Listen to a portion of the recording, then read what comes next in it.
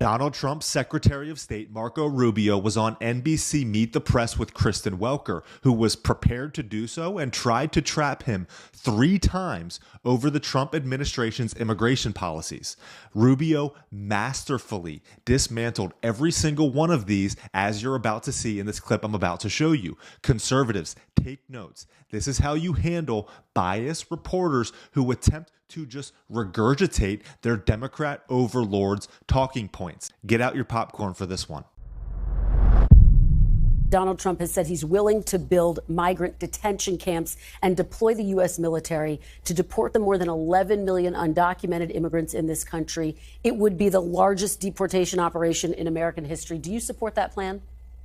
11 million. That's an outdated. That was the number 10 years ago. We're talking upwards of 20, 25, maybe 30 million. Well, There's been almost 10 million people that have entered this country unlawfully in the last 3 years. The question, would you support it? The number varies big time. I mean, it's another 9 to 10 million people just in the last 3 years. The answer to your question is yes. We cannot absorb 25, 30 million people who entered this country illegally. They're here illegally. What country on earth would tolerate that? We don't even know who most of these people are. They talk about vetting them with what?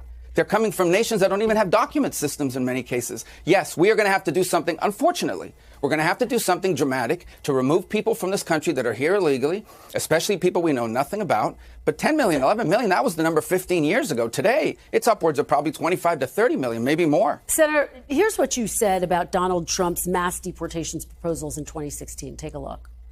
I don't think it's reasonable to say you're going to round up and deport 11 million people. I don't think it's a plan that works. I don't think that's a realistic policy.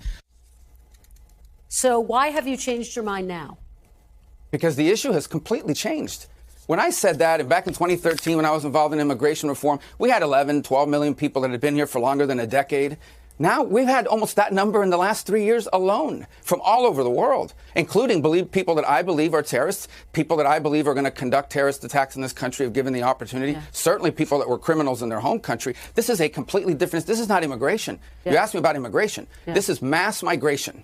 Mass migration. This is an invasion of the country. And it needs to be dealt with dramatically. And by the way, I'm not a big poll follower, but polls show most Americans agree with us on this. And of course, that was an issue under former President Trump as well. There was just a bipartisan proposal that was put on the table that would put more funding into border enforcement as well as limiting asylum. Republicans walked away from that. But let me move on to my next question. No, we can't move on because that's not what that bill did. That bill also created asylum officers who right on the border will be able to give people asylum. And you give someone asylum right on the border without any appeal, no judge, nothing, just an asylum officer. They are on a path to citizenship. That's why I oppose that bill. Your fellow Republican said it was the best deal that they had seen in a long, long time. But Senator, which fellow Republican? Senator Lindsey Graham. Which fellow Republican said that? Senator Lindsey Graham. Just okay. Well, then I disagree with Lindsey if that's what he said. I'm not in favor of asylum officers at the border that can issue asylum rulings right at the border.